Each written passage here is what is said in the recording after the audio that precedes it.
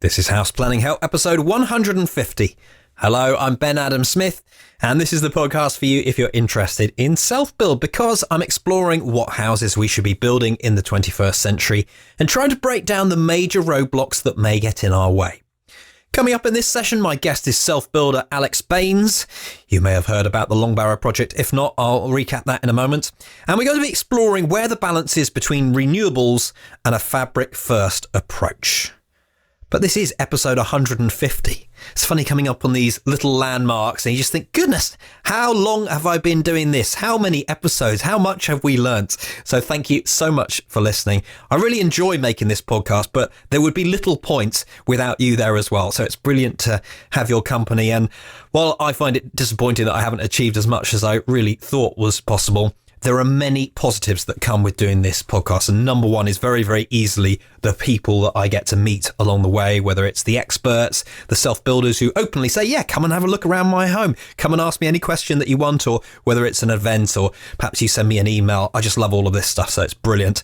And then, of course, there's the crazy side that will keep me occupied, and probably all of us, some of these issues that come up, thinking, how can we resolve the bigger problems, stumbling blocks, not just on our own projects, but just for a mass rollout to try and open up more of the market to projects that we would like to do rather than executing these rubbishy homes from the bigger builders. We know that that's a rabbit hole. We're not going down that today. I did want to ask, however, just before we move on and get into our interview, that if you found this podcast useful or something else that we've done at House Planning Help, we would love an iTunes review. There used to be a time when at the end of every podcast, I'd say, please, can we have an iTunes review? And then I've just felt that I don't want to confuse everything too much, and there's always something that I want to tell you about in the hub. So we've cut back on the iTunes reviews. However, I do notice what a difference that makes. It means that we don't get so many iTunes reviews. So if you haven't done one, we'd love your help. All you need to do is to head into the iTunes store and then explain what it's all about, as if you're trying to introduce someone else to it, the highs, the lows. It would just be great to have your feedback on there. So Alex Baines, as I've mentioned, hopefully you know exactly who he is. He's building Long Barrow Passivhaus, and we chatted to him first of all in episode 74, and that was all about how he came to build this, because he's effectively building on the Greenbelt, and there's only a very small percentage of people that get to do this. There's a clause in planning permission, paragraph 55, which he managed to get through largely because he got his whole community involved and said, look, I don't want to do this unless you're happy. So that was a very interesting episode, number 74. We'll link this up in the show notes. Then we chatted again on episode 100. It was unfortunate at this point that he talked through the construction and then also let us know about how his work had come to an end, so he had to stop halfway through the build, and how you deal with that. Really useful if money's a concern for you, you're underway, perhaps you're worried. I think Alex has handled this very, very well, and he's been open to talk about it, which is really useful too. So he hasn't been able to get a mortgage because of the full-time work. He's been doing contract work, but of course I've been a freelancer all my life, and I know how frustrating this is, that you can't always get a mortgage and you need your books and they need to be up to a certain point, blah, blah, blah, blah, blah. But yeah, it just means time, which is exactly what you don't have when you're trying to push the project on. You don't have all the figures that they want for mortgages. Anyway, some good news coming later in this podcast. We'll get Alex to update us on the project. I wanted him here though, because a little while ago I was in the panel for a discussion on various aspects of green building, and Alex said, I'll come along and sit in the audience. And of course that meant, yes, he was going to ask a question, and a difficult one at that, which is, where do you think the balance is between renewables and a fabric first approach? Because we've been backwards and forwards, different incentives, so forth, getting us to put solar panels on roofs. And so if you start out with your budget there, what should you be allocating to each? You might think that everyone knows this. Why are we even bothering? Quite often, it's clear that that's not the case, as I bring up in this interview too. So I suspected that Alex had a little bit to say, and it was almost a pub chat that we had that I just thought, this is so interesting that I would love to turn it into an episode. So we sat down early in the morning, definitely not at pub times, and Alex apologised if he wasn't 100% awake, but I think he does well here. So let's get into it. We actually rewind a little bit first, because I didn't know much about Alex's early work, and I asked him how he became interested in renewables. I suppose it goes back a fair bit further than that. To university, I actually got heavily involved in sports and travel and skiing. I started up my own adventure ski company about 5 or 6 years after university, because at first I got involved in doing skiing events. So after that, I went and started up my own company. That wasn't going the way I wanted it to go. I ended up spending too much time in London, and we weren't really getting out of it what we wanted to do. It was also at the time of the crash. A lot of our clients were based in London, and we had some guidance from an older generation saying, actually, things aren't looking right this year. You've got to decide what's going to happen if the market crashes. And this was early 2008. We were just on the round of looking for going out to a much wider audience, looking for investment for that wider audience. But with that warning, we decided, actually, hold on, if things go wrong, we will have quite big problems. So the three of us who are directors decided to close down the company. And I suppose my problem at that time was I didn't really want to go back into the industry, having been involved in it for 10 years. And so sat down and just had to have a long think about what I was going to do next. And essentially a very good friend of mine one day turned around and said, Alex, why don't you go into renewables? And I absolutely did not understand why he had said that. But he explained it very easily. He said, basically, you're an outdoors person and you're also a geek at heart. So have a look at it. I don't think I used some very polite words. But within 3 weeks, I realised he was right. And actually, it suited me down to the ground. So I then went off and did Masters in Renewable Energy at CAT.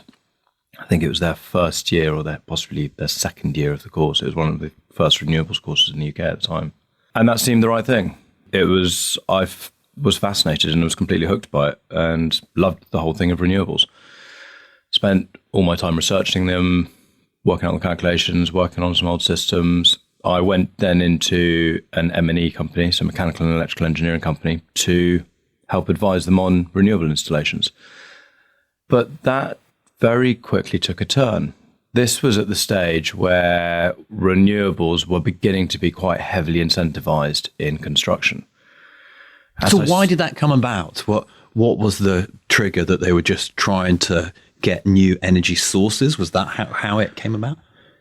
Yeah, it was. It was the government had just, following various issues sort of around the world and various agreements like the Copenhagen Agreement, and the government had started to put, right, we need to get people doing more renewables, using more renewables. We need to cut down our carbon emissions. We've signed up to agreements for 2050 and even for 2020. They'd started putting in the structure for Part L to actually go to theoretically zero carbon by 2016 for residential, which obviously got canned earlier this year. And so there was this incentive to get towards that line. And the first thing that everyone went on was renewables. And the way to do that, they went, well, the industry is too young. We need to incentivize it. And they started to, this is where you got the feed-in tariffs and the renewable heat incentive, all started to come out at that period. And so a lot of companies, especially mechanical and electrical engineering companies, who had traditionally done all the design for buildings in terms of your heating and electrical usage, suddenly found that they were being asked a lot more to do, right? And what's our 2% or 5% from planning requirement for renewables, or what do we need to contribute towards Part L calculations? And so there was all this aspect of renewables, but it was all great doing that, but it wasn't very long until I realized, hold on, we're all treating renewables as the solution. And this isn't just me. A lot of people had come to the same opinion. And actually, to be fair, a lot of people many years earlier. Renewables is a great part of the solution, but to me, it's the final part of the solution, because technically you can get to zero carbon by building a pretty bad building and whacking in a massive amount of renewables. So what did this do then, incentivizing it? Because it sounds, on the surface, quite a sensible idea. Yeah, it is. However, working on some buildings, you could end up in some weird situations. So the one that really got me at some point was we're trying to make a building very energy efficient. And so we made it very energy efficient. But there was nowhere to do things like PV to get a certain renewables requirement. And we had, I think one of them was we had a planning requirement to get 10% renewables on the site. And we couldn't do it through PV, and PV was too expensive. So we went to do it with biomass. The client was trying to cut costs at the time, And actually, we realised that by making the building worse, biomass had a bigger effect. So biomass was affecting 60% of the total load on a mediocre building, whereas if you made it a very energy efficient building, it was only affecting 15% of the load.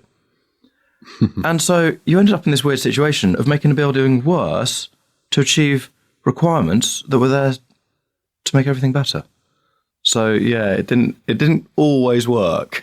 There were times obviously when it did, and PV helps and all the rest of it, but actually on most of these buildings at that stage, it was the heating load. And then how did it move on from there when we got into a stage where a lot of solar panels, for example, were selling, weren't they? The market was just going crazy for them. And then overnight, all these incentives were just switched off. Yeah, well, I mean, the government had always said that they had certain targets and they were going to wind things down, but they did wind things down quicker and sooner than a lot of us had realised, and that they'd agreed to. So I think there was too many installations going in, there's too much money, and obviously we had all the financial issues. And that caused everyone to backpedal a fair bit, I think, in government. But it's effectively, it was just getting the design right. And actually, to me, PV is the right line to do, because whatever we do, avoiding electrical energy is a lot more tricky than heating. It was very soon apparent to me that the way I needed to go was Passivhaus, because I cared about reducing the energy full stop. And it's very easy to realise that actually if you reduce the energy on a building, you put in less renewables to achieve whatever your target happens to be, whether it's the full length and going zero carbon, or whether it's just whatever is beneficial. You make your building 20% more efficient, potentially, whatever the calculations are, you might be using 20% less renewables. That costs a lot less. And renewables at that stage and still today are quite expensive for what they are, however beneficial. And you still see it. I've seen it even in the last few weeks, where it's this association of what is green. And sometimes I was watching something to do with gaining planning on a site, and they were saying, oh, if it's a green home, for example, if it has renewables, this, that, and the other, a heat pump, it will tick this box. So it's still about there, but this balance, it shifted towards fabric first. And is it still heavily weighted there? You know, can you explain why? It's shifting towards fabric first. I wouldn't say it's shifted fully towards fabric first. People still don't believe they can achieve everything. You've got the issues, again, also in SAP, which don't do the detailed calculations in terms of, you don't have to do the detailed calculations in terms of psi values, thermal bridging. You've ended up, we're getting to the right stage of getting the building, i.e. the demand side, absolutely right. So you look at the building is the demand, and the renewables is something that meets that demand. So if you can reduce the demand, then you reduce the size of your generator, your energy generator. But I think we're still in a slight flux as to where things sit. If Part L had been cleared up, for example, and gone to zero carbon this year, there would be a sole focus on getting the energy of the building absolutely right. But if you go back to Part L 2010, at that stage, we're looking at Part L 2016 zero carbon. This is the UK building regulations, in case anyone's confused, because you obviously know this very well. So this is the UK building regulations, and this Part L is to do with the energy in a building. And you've got 4 types of Part L. You've got residential, non-residential, and you've also got new build and effectively refurb in both categories, which are the 4 different parts. But in terms of the new build side, back in 2010, we were looking at an improvement. That improvement from 2010 to 2013 came back as 6%. And so you're sat there just going, oh, we've just had this improvement. It's 6%. What? We're going to go for a 94% improvement next time to get to zero carbon. How does this work? And that's partly why it didn't seem to come out. So if you have the building regs and they'd locked down on the fabric, then it would have been very easy for everyone to do the calculations and go to renewables. The problem is renewables, because of the previous feed-in tariffs and everything else, the industry to a certain degree was working. It's got the ability to promote. And because of all of that, actually, your consumers associated eco with renewables. And there was a lot of what at the time what I would call, and a lot of people did call, eco bling, or the other side of it is called greenwash. where people are just saying this is green, and when you delve into the calculations, it's not at all, or it had very little effect on the building or what they're trying to do. I would much rather, to me, the simplest way to do something is to say, right, irrelevant of the energy generated, how much am I using? Because renewables eventually will fail. Admittedly, I've worked on some PV panels that are 25 years old, 30 years old, and their energy generation was down by 22%, I think it was at the time. So they're still working relatively efficiently, and they're great for what they were doing. And are they better now as well? Because there's not much to go wrong to begin with, but is current technology better? The technology is better. We'll see whether the robustness of all products is the same. Obviously, there's a large amount of influx of technology from different countries around the world. And frankly, there's so many more manufacturers came on board. They're more efficient, shall we say. Are they better? Well, to me, something to be better has to also last for its full duration. Because it's all very well putting on the renewables, but if it's going to collapse in 30 years, well, you're suddenly back to that state of going, oh, well, this building's no longer zero carbon, or this building is no longer got that 15% efficiency or 10% efficiency or whatever it was that you're looking at for the improvement. So it was always, it developed very quickly for me into fabric first, and then let's see what we can do with the renewables on the site, because the renewables is the final part of the benefit. It's the final part to get you to the bit that you can't avoid. You cannot avoid electricity around your house. You need it for lighting. You can avoid the majority of heating. Whereas the electrical usage, with the dropping of sort of the LEDs coming into everything else, that dropped massively the energy usage in a building.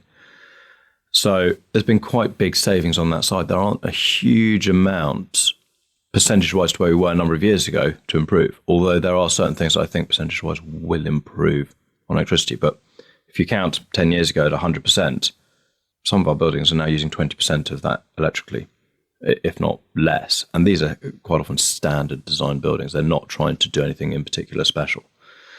You go into a passive house and they're obviously significantly better than that, because people are watching every single bit of usage. And the biggest one, obviously, electrically we have is everyone using their phone chargers and all the rest of it, and the hidden vampire loads. But I reckon that going forward, those things will vanish more and more.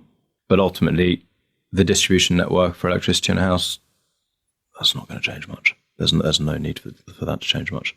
The heating infrastructure, alternatively, you go down to Passivhaus, you may not be putting in a significant heating infrastructure anymore. You just don't need it. You don't need it now. You don't need it going forward. So the offset for me is we need to offset electricity, which is where PV becomes more crucial on a building.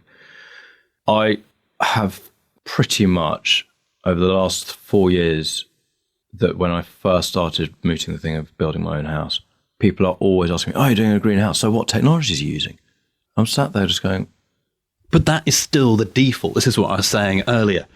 Yeah, it is. It's absolutely the default. And it's the default is down to, I would say, lack of knowledge as to what is beneficial. That's why I say the feed-in tariff and all that promoted PVs and promoted your biomass and all the other heat pumps, and the heat pump industry got on board because it was a saving. There was a way to generate a saving or an income to the household. So everyone went, oh, I know about that. Oh, it makes my house green.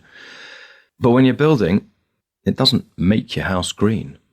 But yet everyone asks, so what technology are you using? And so my answer is, for our house, none. So you're not using a ground source heat pump? So, well, no, it's overkill. Are you not using biomass? That would completely be too much for us. Well, we'll use a bit of PV if we've got the budget at the end to offset that bit of electricity we don't have. And I'll also hopefully put in some solar thermal panels to provide the hot water, because hot water you cannot avoid. And that is the one you can't avoid. So whatever does the hot water, great. But it's something that I think will come once we get to this fabric first stage as part of the building regs. And then people will realize, right, actually, I need to put on 15% of my renewables to where it was 10 years ago. And people's understandings will change. But it's going to take a lot of time. It's in the UK, I suspect it's got to be driven by government. I don't see any other way. Demand from the public, which seems pretty unlikely, doesn't it? Is the other way. Yeah, but it's unlikely because it's a lack of knowledge and it's a lack of promotion. You flip around to somewhere like Brussels and it's been put forward admittedly, quite how it got through Brussels to the legislation there, I'm not entirely sure. It seems to have snuck in that they suddenly went Passivhaus based on a study they did, and they couldn't avoid it. And the demand there has actually benefited the entire industry. They now find all the manufacturers have come into Brussels because that's where the demand is. So they don't have to source stuff from out of the country anymore on a number of things. Now in the UK, we're getting to that stage, but there isn't so much of a demand because it's not driven from above, and there's not enough demand from below because people just don't know yet. That Brussels story, though, is just incredible because you would expect all sorts of issues to come up. And I've seen possibly 2 or 3 talks on how they did it. And each time I think, oh, would that work here? In Brussels, they just seem to have just gone on with it. But you can just imagine, I don't know, different politics over here and big house builders lobbying. Yeah, the big thing there was they'd had a sort of a project that had been running for 5 or 6 years, an incentive project to get people to build to better regulations, because they had one of the worst cities in Europe in terms of the quality of their building. And so they wanted to incentivize and get things going well, and ended up with, if you do this for your building, you effectively get this amount of money, and you've got to give us the records and tell us how much it cost. And what happened was suddenly they realized over time that things weren't costing as much to improve as they thought they were going to.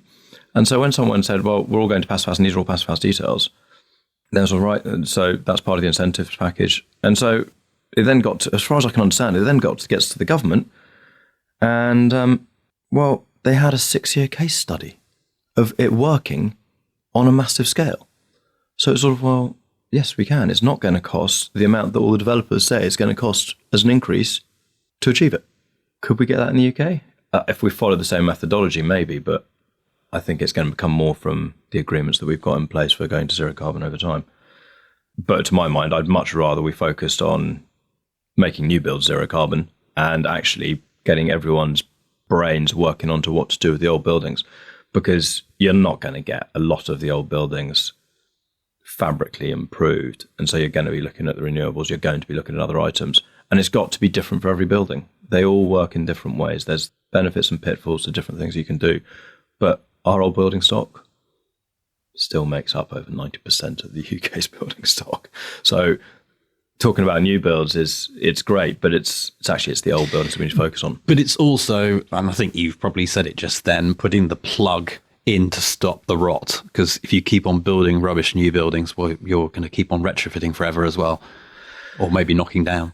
Yeah, you are absolutely right. I mean, to me, what we should be doing probably in terms of Passivhaus is, it's great talking about Passivhaus, but actually to me, Passivhaus is not the energy standard. And we've been talking here all about energy because of renewables. It's all about the human comfort element. And actually, if our building reg spoke about getting the human comfort right, which is traditionally where it started from, then it would work. You look at the requirements for ventilation, that was from human comfort, but everything in all the different various parts of the building regs have become so split.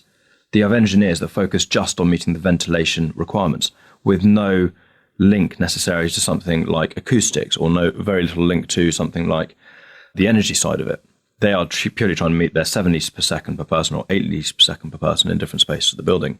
And the pipes will be run through to achieve that in certain locations. But then they don't put in acoustic attenuators because, well, frankly, that doesn't matter to me. They don't work on a whole package delivery to work for what is best for the human body, whether that's the heating element, whether that's the acoustic element, or some other form. So I would much rather we just said, right, let's go for a human element design. And actually, funnily enough, you focus on the human element, you end up with Passivhaus, because that's where Passivhaus came from. And I think that really that is what's worked so well. That's why I'm such an advocate and would like to see myself living in a Passivhaus, is because it seems that while not perfect, it's the best way of put into a system, and it's all driven by people who've actually done the work in the physics. Yeah, it is. I think that the downfall of Passivhaus at the moment, to my mind, is the perception of people is that Passivhaus is purely an energy standard. Why go there? To me, it's not an energy standard, it's a human comfort standard. It's about what is comfortable for the human body. I know that being in my mother's house, because it's an old house, it's leaky, it's got single glazed windows that fog up on mornings. her house would have to be at 24 degrees, whereas my house, once it's built as a passive house, well, it needs to be only at 20 degrees entirely. I will feel exactly the same in both environments. And I think that's the element that people don't understand. The benefit of the ventilation in terms of the air quality, all of those aspects brought together, that's the big difference to me. It's the quality of living going forward. And the energy is the final part of the bundle. What would you rather live in? Would you rather live in a building that is good for your health, feels good to live in, or not? But we're so used to just living in what we've got that it's not even really a consideration. This is why self-builders get to start with a blank canvas of what would I like and start to consider some of these issues. Yeah, they do. But if we started to talk about it, people would use that metric as part of their decision making when they're purchasing a house. When you're in a house, you deal with the faults and frailties of that house, and you dislike some and you love other aspects of it. To me, it's the same as looking at a car which has a certain MPG. Some people will take the hit on the MPG because they might like the acceleration. It's a preference. As long as you know what you're getting into, that's not an issue at all. But the fact is, a lot of people at the moment, they will buy a house thinking, yeah, it's great and everything else, without considering those items, because generally actually it comes down to location, to be fair. But they won't know what they can do to either improve or to change. Self-builders are in quite a niche position, is that they can make that choice from the outset. Say it needs to be comfortable and it needs to fit this aesthetic requirement. Others can go, right, this is my location. Aesthetically, I'll take a bit of a hit and I can improve maybe a certain percentage. So you might be talking about a 60s or 70s standard building that you could improve the building. Or you might be out in the countryside and in a lovely, like around here in a Cotswold village, where it's protected. Well, that's an aesthetic and that's location. And you prioritize that. In which case, there's virtually nothing you can do to the building because they're listed. Then you'll start to look at renewables or something like that to generate extra heat for the human comfort element. So it's just managing those perceptions, which at the moment no one does. Well, let's round off this conversation because I want to ask a couple of questions about your build. When we're on this line, though, between renewables and fabric first, do you have a point that you've finished up with, and do you think it will ever move again? Yeah, my point actually follows on from the previous part of the discussion. The point that I've ended up with is the human aspect comes first. End of story for me. For me and my family, I want a house that they can be comfortable in, not that relies upon extra heating or whatever to boost the air temperature. So the house is designed, and the only way that I know of to achieve that, to guarantee that I will achieve that, is Passivhaus. So that's why, to me, Passivhaus is crucial. And then the renewables, if we've got the budget at the end of the project because of various problems on the project or whatever, then we'll offset that with renewables to get to a zero carbon target. But it is very much, to me, it's about human comfort. And for me to be certain that that's going to work, it's Passivhaus. So I think that if you're focused on that, if you miss it by 1% or 2%, it's still going to hit that ability.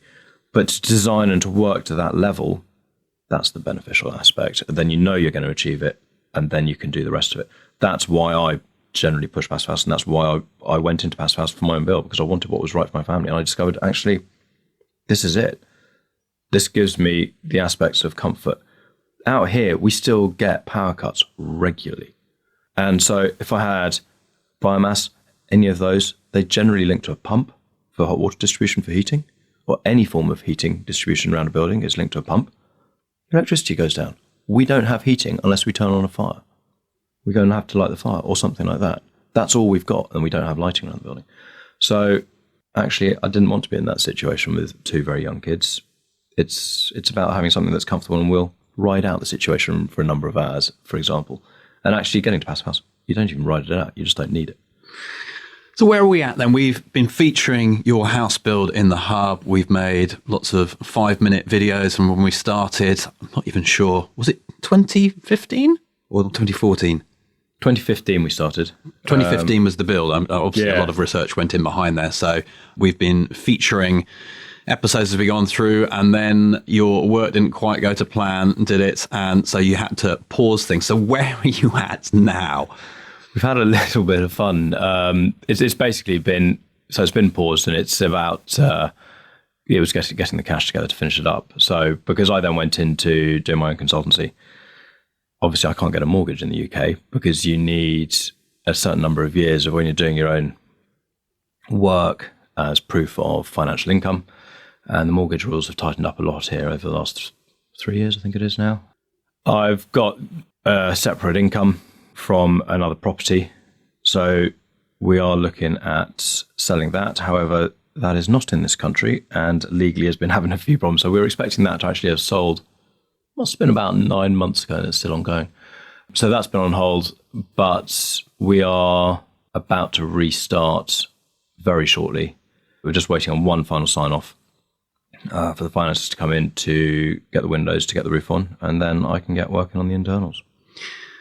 What does that mean then for next steps? So where the building is at the moment, we now need to make it waterproof. Thankfully, because of the construction methodology that we used, which was ICF, there was nothing really that could degrade over a year through the winter or through the summer. And all I need to do now is we're going to get the insulation waterproofing on the roof, and then we can put the waterproofing to the rest of the building with the windows going in. And suddenly we go completely watertight. We'll have the airtight aspect. So for me, the next steps after that is we've got a bit of backfill around the site. We'll do that as soon as we've put in sort of the external services, so the water, the electrical, and the vent pipes for the ventilation, supply and extract. Then it's on to the internals. And the internals is, well, for us, it's really simple.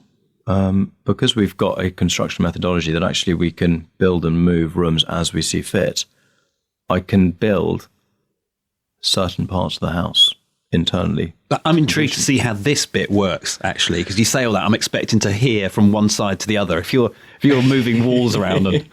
Yeah, no, that's the potential. So if you need to move, say we had another kid and actually we've got an area which is a playroom, well, we could turn that into a bedroom and give a bit more space or take a bit more space out of the other bedrooms for the kids.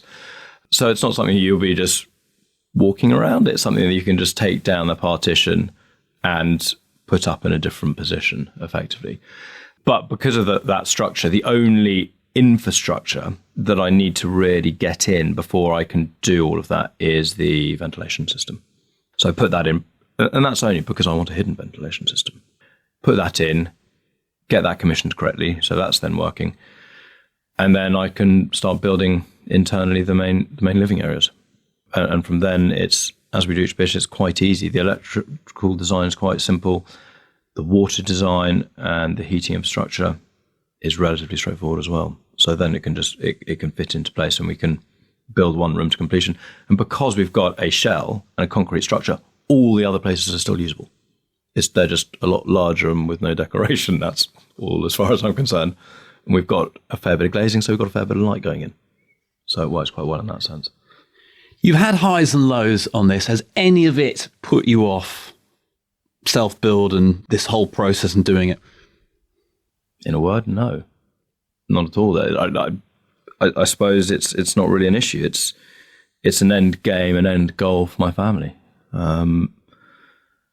Things are tricky, but things in life are tricky, and you follow and you do what you want to do. So that's it's been there. It was well planned. We know exactly what we're doing. All it's done is meant we've had a pause. So it's made certain aspects of life difficult. We've ended up staying in the little cottage that we're renting, which has got mold growing in it. It's not the healthy atmosphere that we want for the children, but it's unfortunately, because of the situation, it's had to be delayed by a year. So that's all it is. We're in a house that gets very cold in winter and we have the fire on 24 hours a day. So it's not as nice as it could be, but it actually hasn't put me off anything. Absolutely, we'd do it again. I'd just probably this time see if there's a way of getting the mortgage beforehand, but our decision was not to go for the mortgage beforehand until we got to an airtight, watertight shell, because we got a completely different price on the mortgage. So that was the decision we made at the outset. And we were absolutely fine until an extra bit of money went into the foundations. And even then it looked okay. And then it went wrong slightly wrong after that. The last bit of the budget didn't work there. So we decided to pause. We still got budget left, but we decided to pause before the windows went in, before the waterproofing went on. It's a good tip, actually, that one, isn't it? Yeah, know where you can pause. Now, there are certain buildings and certain structures and certain build methodologies you absolutely cannot have pause points until they are airtight and watertight. This does not work. But there are others that do. And hopefully you won't have to pause, but I know what you're saying. Yeah, hopefully you won't, but situations may occur. There may be an illness or something along those lines. So it's just being aware of maybe, or where a slowdown could occur, where something hasn't been able to come in at a certain time frame that you're wanting to do. Build in, even if it's a pause of just a week, just be aware things overrun as well. But from our side, obviously, we've had a pause now for close on a year. We must be getting close to that stage now, I think. But it doesn't have any detrimental effects upon the building because of what we're building and how we're building it. But you've just got to be aware as a self-builder what can go wrong and when it can go wrong. Don't expect it to go wrong, because hopefully your planning means it won't. But with us, our planning was on purpose because of the mortgage. After a certain stage, we couldn't then get that mortgage at that stage because of my work situation and because of the finances earlier. So we paused before the airtight and watertight stage, which is just normal pause point on buildings, I suppose. But for us also, because of our design methodology for the building, I can build up internally only a certain part of the building if I need to live in part of it. So, always good to chat. Thank you, Alex. You're welcome. Good to see you. Head online to take a look at the show notes for this one at houseplanninghelp.com/150. You can review the main information. We've got a couple of photos of Long Barrow. You can see exactly where it's up to at the time of publishing this podcast. And if you've got a comment or you'd like to ask a question, again, we encourage you to do that at the bottom of the show notes. We'll link to Alex on Twitter, houseplanninghelp.com/150. Let's finish up on a hub update, and we're gearing up for our next progress call. This is where we bring people together in the community and we try and resolve any issues. And if we can't, maybe it's an overhanging question, then I might go off and investigate through some of the connections I have, see if we can find out some answers. And it's always interesting to see the hurdles people are facing, whether they're right at the beginning, halfway through. We've got some projects that are coming towards the end now. Very exciting. We maybe have to bring those people back onto the podcast to find out what it's all been like. We also have the modules. There's a current one that we've just added on VAT refunds. Really, really important if you are doing a new build. And actually, this is often an incentive that you make sure you get this right and you don't lose out on that 20%. So we've got an expert specialist in this area, Edward Ruby. He has a chat. We've put the module together of exactly how this process works. And it almost ties in a little bit with our latest video from Buckinghamshire Passivhaus, because that started out as a renovation project. They bought this house. Okay, it was falling down, but they imagined just do some work on this. And as they researched more and knew that they wanted to get the energy efficiency up, it just didn't make sense doing this retrofit, not only financially, but risk-wise, complexity, and actually where the house was on the plot. It's in the wrong place. So all of these reasons led them to create a new build.